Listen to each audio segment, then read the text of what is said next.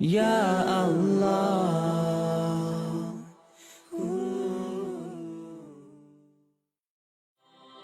লাইফে আপনি কাউকে এভাবে ভালোবেসেছেন যে তার কথাই কম বেশি সবসময় চিন্তা করেন? না, রোম্যান্টিক ভালোবাসা বলতে আমরা যা বুঝি সেই ধরনের ভালোবাসার কথা আমি বলছি না।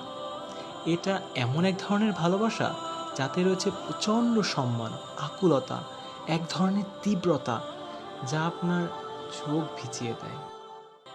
আমার মনে হয় মাইকেল জ্যাকসনের ফ্যানরা ব্যাপারটা ভালো বুঝবে। যখন সে স্টেজে পারফর্ম করত, সবাই ভীষণ আবেগে কান্নায় ফেটে পড়ত। মনে হয় যেন এই হোল সি অফ টিয়ার্স। উত্তেজনায় অনেকে বেহুশও হয়ে যেত। আর কোনো ক্রমে কেউ যদি তাকে একটু জড়িয়ে ধরার সুযোগ পেত, সে তাকে আঁকড়েই ধরে থাকত। ফুটবল ফ্যানরাও ব্যাপারটা ভালো বুঝবে। তার ফেভারিট প্লেয়ারকে একটু ছুঁয়ে দেয়া, জড়িয়ে ধরা যেন জীবনের সবচেয়ে দামি মুহূর্ত তাদের জন্য। কি স্ট্রেঞ্জ একটা লাভ, যার কারণে তারা অদ্ভুত সব কাজ করে বসে। তাদের জার্সি পরে, এমনকি তাদের মতো হেয়ার কাটও দেয়। কিন্তু এই সব এক্সাম্পলে কিছু একটা মিসিং। তারা যে সকল সেলিব্রিটির জন্য চোখের পানি ঝরাচ্ছে, সেই সেলিব্রিটিরা তাদের জন্য কখনো কাঁদে কি? মনে হয় না। আর এই ব্যাপারটা সেই ফ্যানরাও অস্বীকার করতে পারবে না। তাদের জিজ্ঞেস করলে হয়তো বলবে, আমার ফেভারিট সেলিব্রিটিরা কেন আমার জন্য কাঁদবে? আমি এমন কে?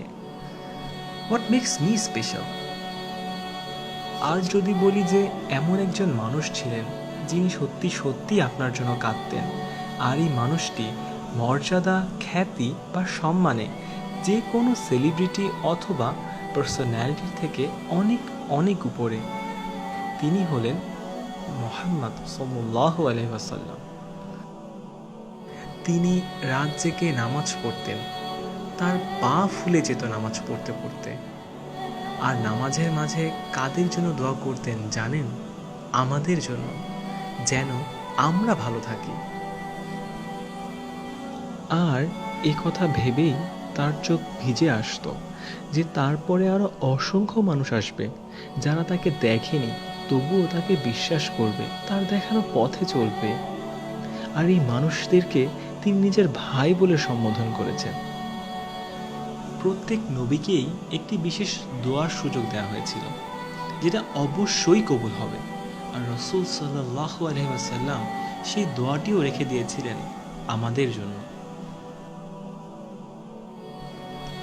আপনার জন্মেরও 1000 বছর পূর্বে আপনার জন্য এই মানুষটি কাঁদতেন। কিন্তু আপনি কতটুকু মূল্যায়ন করছেন তার চোখের জলের?